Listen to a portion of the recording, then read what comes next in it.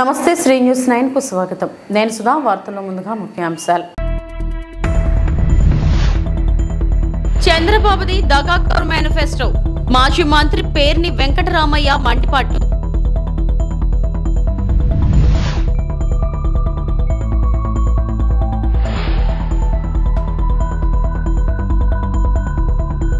పవన్ కళ్యాణ్ పోటీ చేస్తున్న పిఠాపురం నియోజకవర్గంలో ఆది ప్రచారం నిర్వహించారు.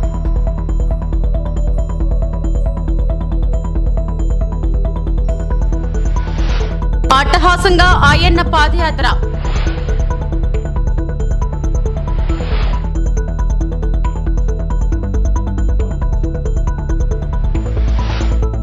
చంద్రబాబు ఇన్నాళ్లు ఓదరగొట్టిన సూపర్ 6 లో పెన్షన్ల హామీ మాయమైందని, చంద్రబాబుది దగాకోరు మేనిఫెస్టో అనడానికి ఇంతకంటే సాక్ష్యాలేమీ కావాలని మాజీ మంత్రి పేర్ని వెంకటరామయ్య మండిపడ్డారు. మేనిఫెస్టోలో 4000 పింఛన్ చివరి పేజీకి వెళ్లిపోయింది. ఈ రోజు అసలు కనిపించనే లేదన్నారు. ఇవాళ అప్పుడే చంద్రబాబు దగాకోరుతనం, మోసం మొదలైపోయిందని ధ్వజమెత్తారు. ఇంతకు ముందు చంద్రబాబు ఓట్లు వేయించుకున్న తర్వాత మోసం మొదలు పెట్టేవాడు, కానీ ఇప్పుడు ఇంకా పోలింగ్ కాకముందే మోసం మొదలు పెట్టాడని విమర్శించారు. పేర్ని నాని మీడియాతో మాట్లాడారు. పవన్ కళ్యాణ్తో కలిశాను అని ఆయన చెప్తూ మొన్నట ఏం చేశాడు, మేము కూటమి అని చెప్పని ముగ్గురు ఫోటోలతో బయలుదేరాడు. ముగ్గురు ఫోటోలతో బయలుదేరిన ఆయన మేనిఫెస్టో రిలీజ్ చేస్తానని చెప్పి ముందుగా చంద్రబాబు నాయుడు, మోడీ, పవన్ 3 ఫోటోలల్లా మేనిఫెస్టో రోజుకి రెండు ఫోటోలు అయినాయి. మోడీ మాయం, చంద్రబాబు నాయుడు, పవన్ కళ్యాణ్. అంటే ఈ మేనిఫెస్టోకి వీళ్ళిద్దరే హామీని. ఇంటింటికి సూపర్ 6 అని, ఆర్టీఈ అని చంద్రబాబు సంతకం పెట్టి చంద్రబాబు నాయుడు ఫోటో, పవన్ కళ్యాణ్ ఫోటో, మోడీ ఫోటోతో ఇంటింటికి పాంప్లెట్ ఇచ్చారు. మేనిఫెస్టోలో మోడీ ఫోటో మాయమైంది. మోడీ ఫోటో మాయమైంది ఏంటయ్యా అంటే, మా మేనిఫెస్టోకి భారతీయ జనతా పార్టీ ఆర్థికపరమైనటువంటి ఒత్తాసు లేదు. వాళ్ళు మేము ఈ హామీలు అమలు చేయాలంటే కనుక సంవత్సరానికి 1,50,000 నుంచి 2 లక్షల కోట్లు కావాలి, కాబట్టి మా వల్ల కాదు, మేము ఇంత మోసం చేయలేము. మోసం చేయగలం కానీ దేశాన్ని ఇంత చంద్రబాబు అంత దగా మోసం చేయలేమని చెప్పని భారతీయ జనతా పార్టీ తప్పుకుందని చెప్పారు.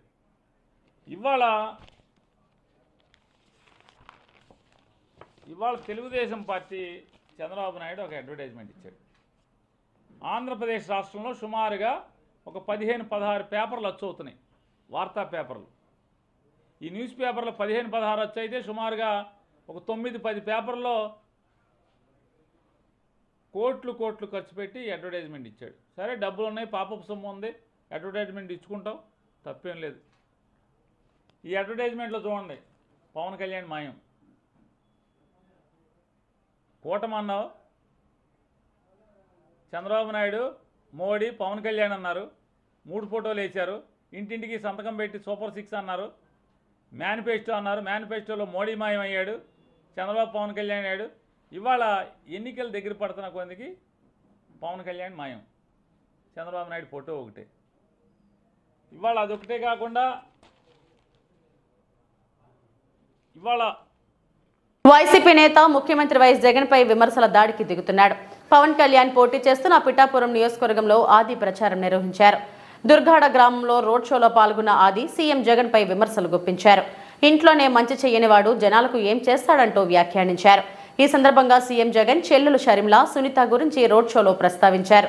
రాష్ట్రంలో కల్తీ మద్యం ఏరులై పారుతుందని, కల్తీ మద్యం పోవాలంటే కూటమిని గెలిపించాలని ఓటర్లను అభ్యర్థించాడు. అదలా ఉండగా పోలింగ్ తేదీ దగ్గర పడుతున్న నేపథ్యంలో ఆయా పార్టీల నేతలు ఎవరికి వారు తమ ప్రచారంలో మునిగి తేలుతున్నారు. ఒకరిపై ఒకరు మాటల యుద్ధాలకు దిగుతున్నారు. ఇటు కూటమి నేతలు, అటు వైసీపీ నేతల మధ్య హోరాహోరీగా ప్రచారం కొనసాగుతుంది.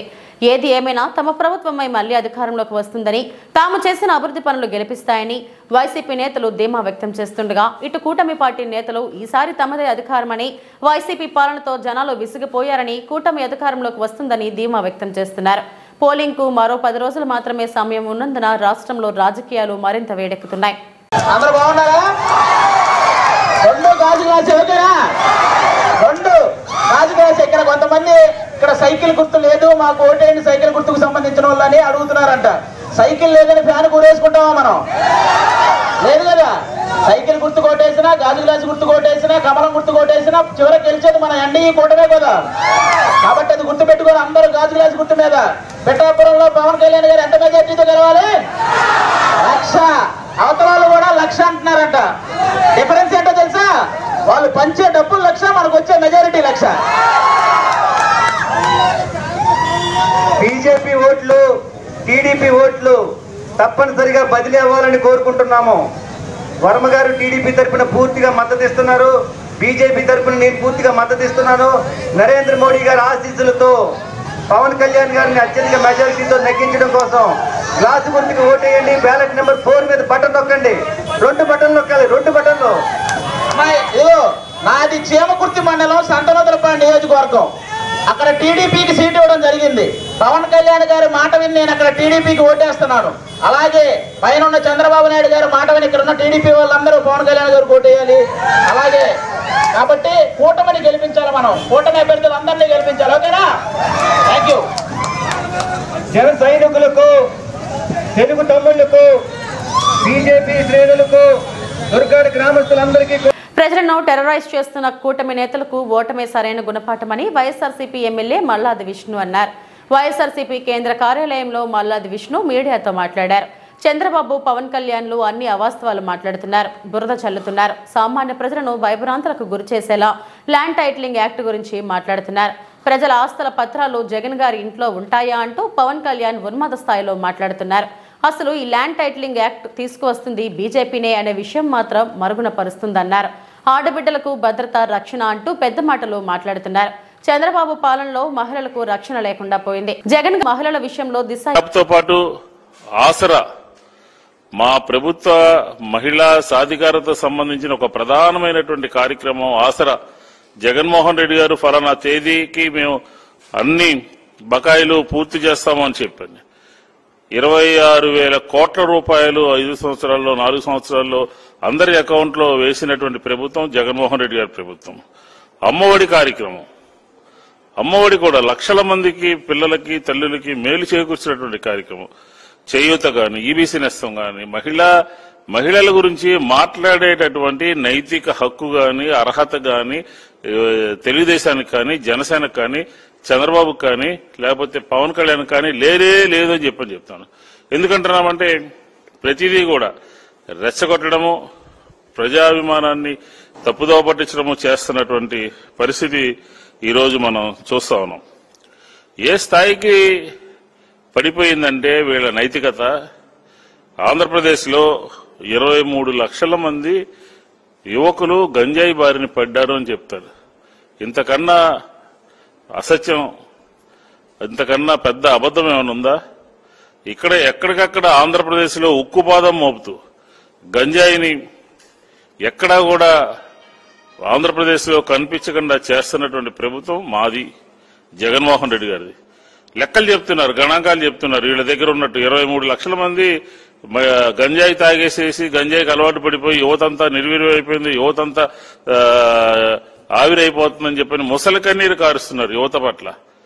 మీరు యువతని మోసం చేసినటువంటి వాళ్ళు, బాబు వస్తే జాబ్ వస్తుందని మోసం చేసి వాళ్ళకి నిరుద్యోగ భృతి ఇవ్వకుండా తప్పుదారు పట్టించి నిర్వీర్యం చేసి యువతకి విద్యార్థి చదువుకునేటటువంటి అవకాశాలని ఏ మాత్రం కూడా మెరుగుపరచకుండా చంద్రబాబు చెప్పేవన్నీ అబద్దాలనని ప్రజలకు తెలుసునని, ఎన్నికలు వచ్చేసరికి హడావిడిగా హామీలు ఇవ్వడం, అమలు చేయకపోవడం బాబుకు అలవాటేనని వైఎస్ఆర్ కాంగ్రెస్ పార్టీ ప్రధాన కార్యదర్శి సజ్జల రామకృష్ణారెడ్డి అన్నారు. పొరపాటున చంద్రబాబుకు ఓటు వేస్తే జీవితాలతో చెలగాట మాడుతాడని, మళ్లీ జన్మభూమి కమిటీలు పాత వ్యవస్థతో చీకటి రోజులు తెచ్చుకోవడమేనని ప్రజలను అప్రమత్తం చేశారు. చంద్రబాబు కూటమిలో అన్ని సాధ్యం కామిని హామీలేనని, చేయగలిగినవి మాత్రమే సీఎం వైఎస్ జగన్ మేనిఫెస్టోలో పెట్టారని వివరించారు. అర్హత ఉన్న వాళ్లందరికీ సీఎం జగన్ సంక్షేమ పథకాలు అందించారు. చంద్రబాబు మాత్రం కండిషన్స్ అప్లై అంటూ పథకాల్లో కోత పెట్టాడు. చంద్రబాబు చెబుతున్న సూపర్ 6 అనేవి అమలు చేయడన్నారు. చంద్రబాబు సాధ్యం కాని మేనిఫెస్టోకు బీజేపీ మద్దతు లేదని, అసలు బీజేపీ గుర్తును కూడా ఆ మేనిఫెస్టో మీద వాడుకోవడానికి అనుమతించలేదన్నారు. కోవిడ్ లాంటి విపత్కర పరిస్థితుల్లోనూ సీఎం వైఎస్ జగన్ సంక్షేమ పథకాలు కొనసాగించారని, రైతులు పేదల ఎదుగుదలకు సీఎం కట్టుబడి ఉన్నారని, పేదల కోసం సీఎం వైఎస్ జగన్ ఏమాత్రం వెనుకాడరని చెప్పారు. 2019 నీతి ఆయోగ్ అది చేస్తున్నాము అంటూ ఇంట్రడక్షన్లోనే in India land continues to be of enormous economic, social and symbolic relevance, and hence access to the land and its documented ownership is the core of livelihood for the majority of the poor. ఒక presumptive దీనిగా ఉన్న ఇప్పుడున్న titling అనేది కంక్లూజివ్గా చేయాలి. ఎందుకంటే అది సరిగా లేనందువల్ల అన్ని గందరగోళాలు జరుగుతాయి. యాక్చువల్లీ సొల్యూషన్గా వాళ్ళు భావించినారు. ఎందుకు 66% ఆఫ్ ది సివిల్ కేసెస్ అన్ని కూడా సబార్డినేట్ కోర్ట్స్లో ఏళ్ల తరబడి దశాబ్దాలుగా ఇదవుతున్నాయి. ఎప్పటికీ మనం దీని నుంచి బయటపడాలంటే ఒక కంక్లూజివ్ ఇది కావాలంటే కాంప్రహెన్సివ్ ఒకటి తీసుకొని రావాల్సి వస్తుంది. అండ్ ఆల్సో మన కంట్రీ ఇలాంటి ఇష్యూస్లో 163rd పొజిషన్లో ఉంది వరల్డ్ బ్యాంక్ దీని ప్రకారం. అంటే వీటి సొల్యూషన్ ల్యాండ్కి సంబంధించినంత వరకు 163rd పొజిషన్లో ఉంది వరల్డ్లో అని వరల్డ్ బ్యాంక్ చెప్తున్నాయి. సో వీటన్నిటికీ ఒక కంక్లూజివ్ ఇది తీసుకొని రావడం కోసం మీ డైరెక్షన్ మేరకు, అంటే prime minister direction, cabinet secretary, దీనికి chairman, NITI Aayog chairman prime minister and cabinet secretary reports to prime మినిస్టర్తో అసోసియేట్ అయ్యింది. సో ప్రైమ్ మినిస్టర్ డైరెక్షన్ మేరకు తయారైన ఇది. సరే, ఆయన బీజేపీనే కదా, బీజేపీ పార్టీ సెంటర్లో ఉంది. అండ్ ఆయనకు సంబంధించినంత వరకు డైరెక్షన్ మేరకు నీతి ఆయోగ్ తయారు చేసింది. అది అందరికి వచ్చింది, మనకు వచ్చింది. ఇప్పుడు క్వశ్చన్ వచ్చి దీనికి సంబంధించినంత వరకు ఇవన్నీ ఆ దాంట్లో ఉన్నవే. మీకు కూడా యాక్ట్ ఇది పంపిస్తాం, అందరూ మీడియా వాళ్ళు మీ అంతటా మీరు ఇండిపెండెంట్ గా చూడండి. Section 38 says bar of jurisdiction of civil courts, అది వాళ్ళు పెట్టిందే. No civil court shall have jurisdiction to entertain any proceedings in respect of this any matter pertaining to this, దీనికి సంబంధించి అని చెప్తూ ఈ ట్రిబ్యునల్, అపిలేట్ ట్రిబ్యునల్ ఇవన్నీ ఉంటాయి. వాటి తర్వాత పోతే హైకోర్టుకు పోవాలని దీంట్లో పెట్టింది. అలాగే register of titles, details of అన్ని కూడా దాంట్లో ఎక్కాలి. Details of transfers of property including transfers due to succession, అది కూడా వాళ్ళ ఆధార్ చట్టంలోనే ఉంది, దాంట్లో ఆ డ్రాఫ్ట్లోనే ఉంది. నెక్స్ట్ అప్లికేషన్ ఫర్ ట్రాన్సాక్షన్ అనే దాంట్లో ప్రతిదానికి అప్లికేషన్ పెట్టుకోవాలి. ఎనీ యాక్ట్ ఏదైనా సరే. నెక్స్ట్ దాంట్లో సేల్ కానీ, గిఫ్ట్ కానీ, పార్టిషన్ కానీ, ఫ్యామిలీ సెటిల్మెంట్ కానీ, ఇవన్నీ కూడా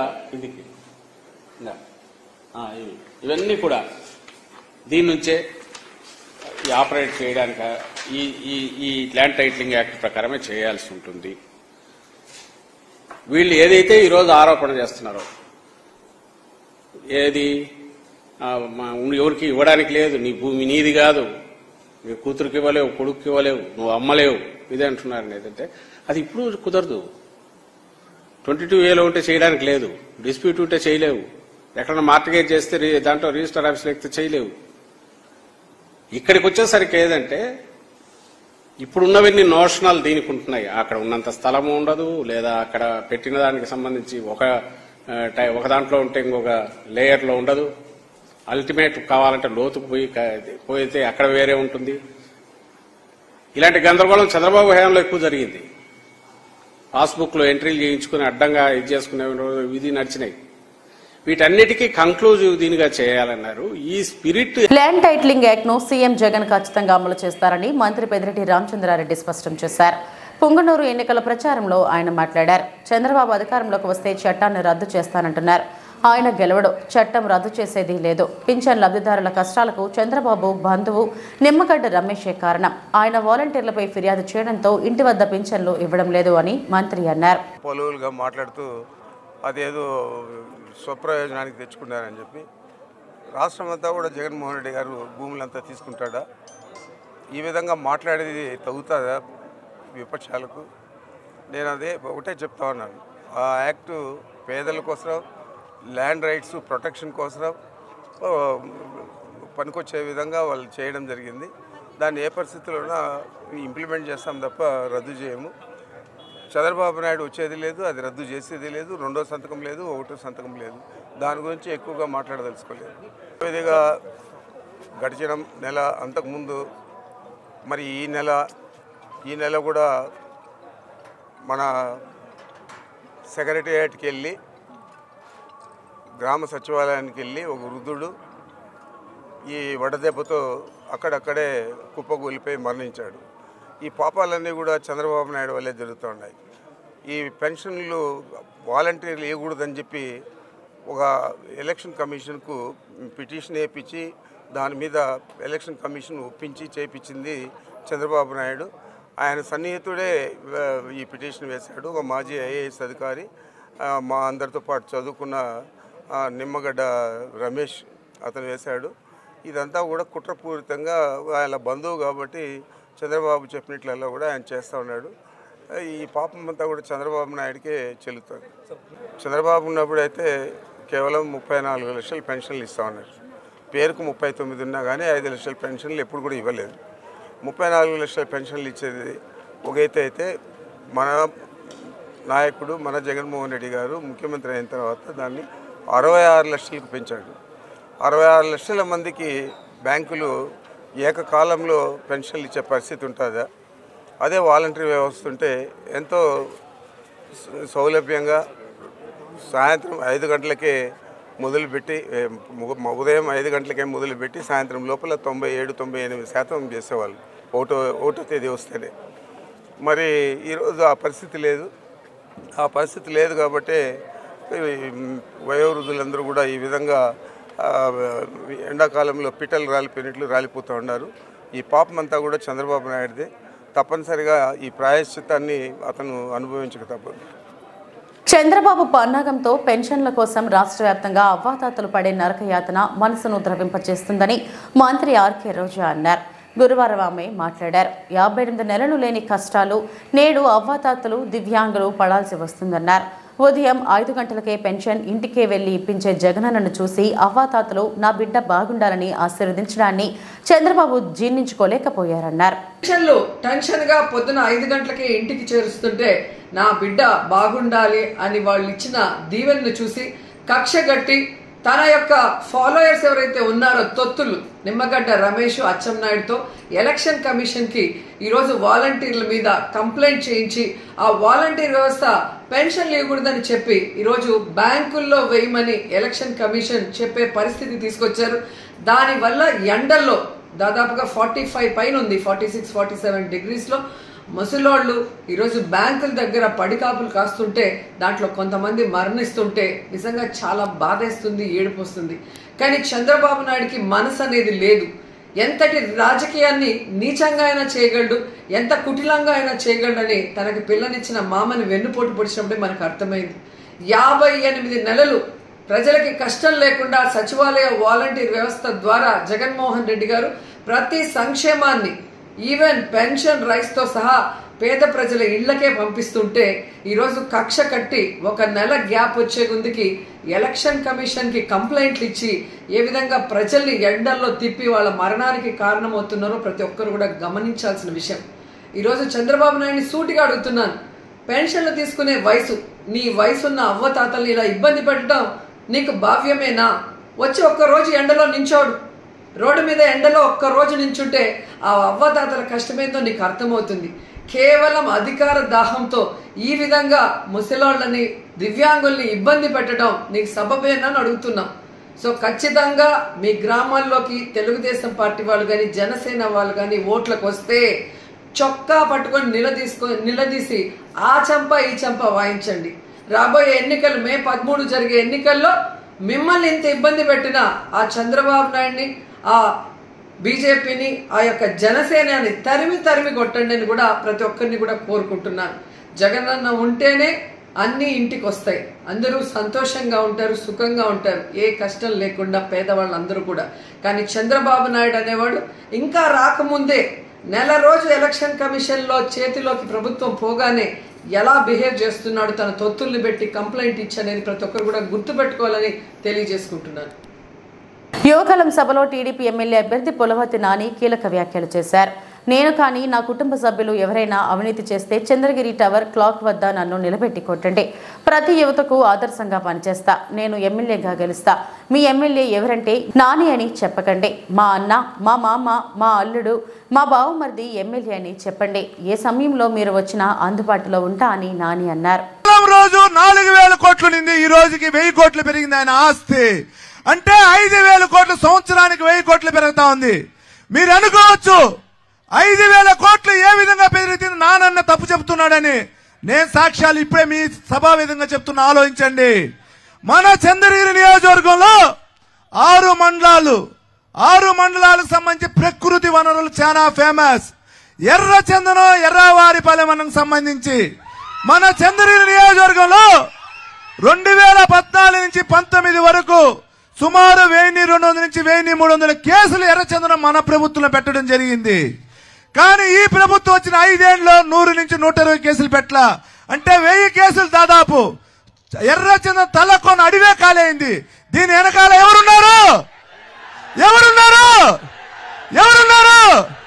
మా అక్కలు ఏం మాట్లాడలా, సైలెంట్ గా ఉన్నారు. ఎవరున్నారక్క? చెవిరెడ్డి ఉన్నాడు. దీని ద్వారా సుమారు 1500 కోట్లు సంపాదించాడక్క.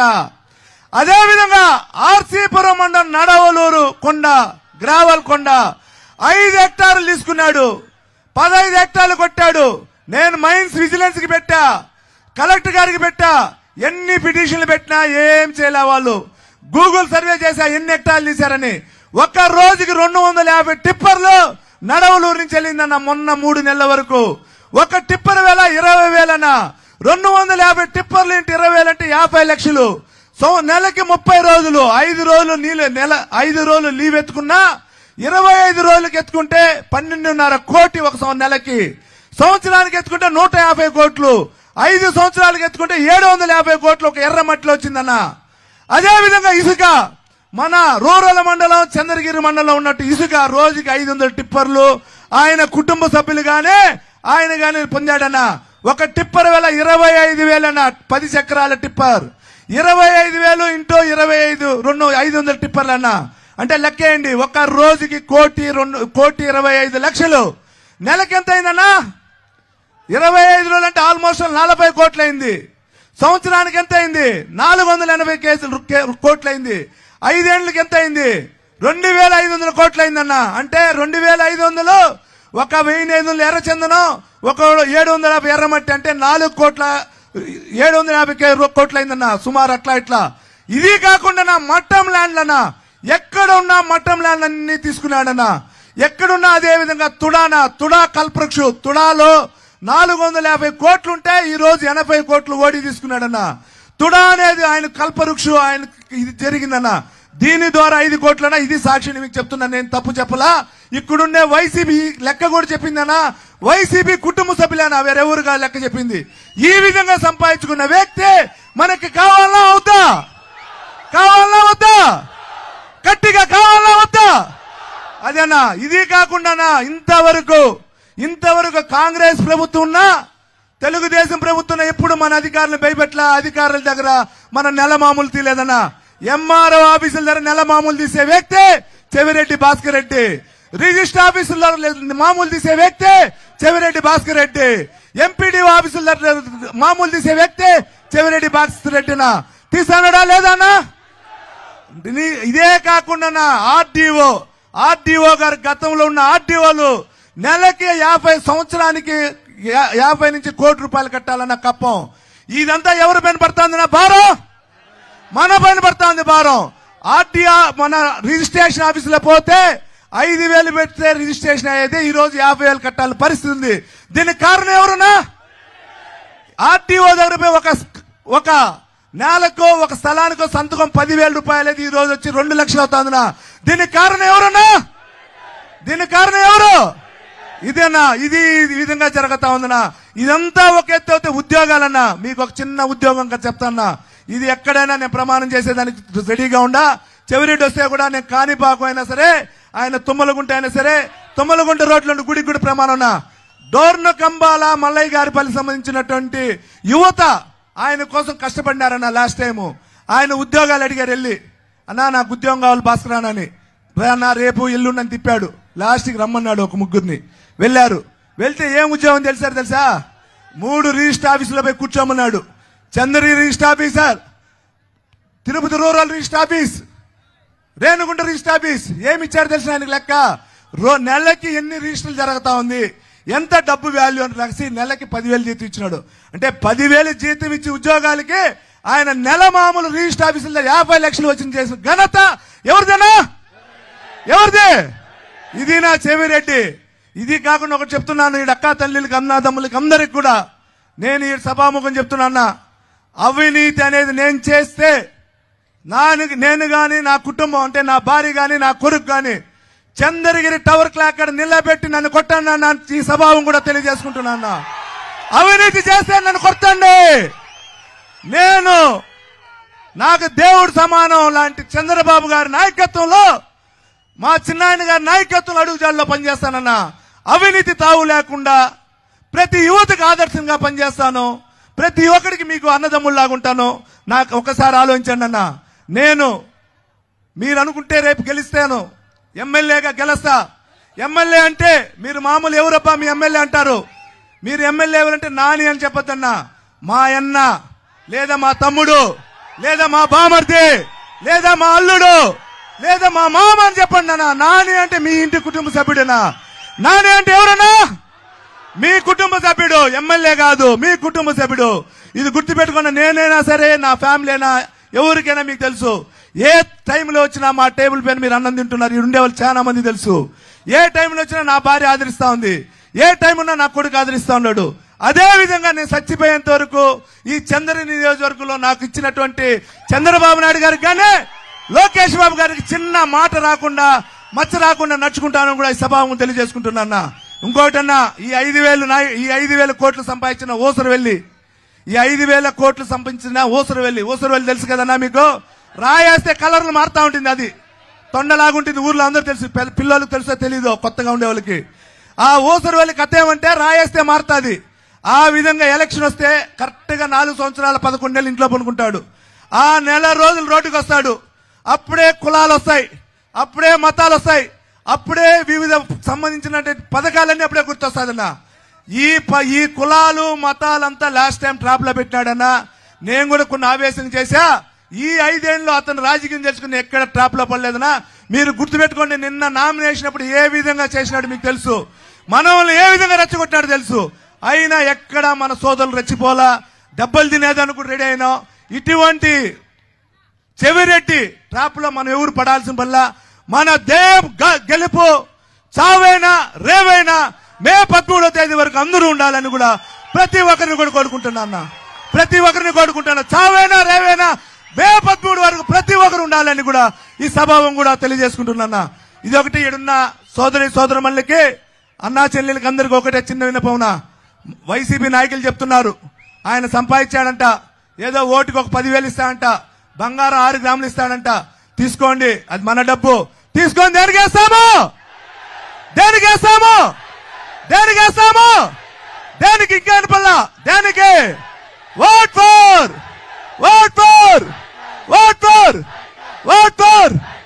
మర్చిపోకుండా అక్కా చెల్లెలు అందరూ ఏంటన్నా ఒకే ఒకటి నేను ఇక్కడ చెప్తున్నా. ఈ లాస్ట్ నన్ను ఈ స్టేజీ పై నుంచి చెప్తున్నా, బతికించినా చంపినా మీ యొక్క ఓటు పైన ఆధారపడి ఉందన్నా. మీరు ఆదరించి నన్ను గెలిపించాలని కూడా ప్రతి ఒక్కరిని కూడా విసుకుస్తూ ఈ అవకాశం ఇచ్చిన ప్రతి ఒక్కరు కూడా ధన్యవాదాలు తెలియజేసుకున్నా. చంద్రబాబు గారి నాయకత్వం. ఈ వార్తలు ఇంతటితో సమాప్తం. నమస్తే.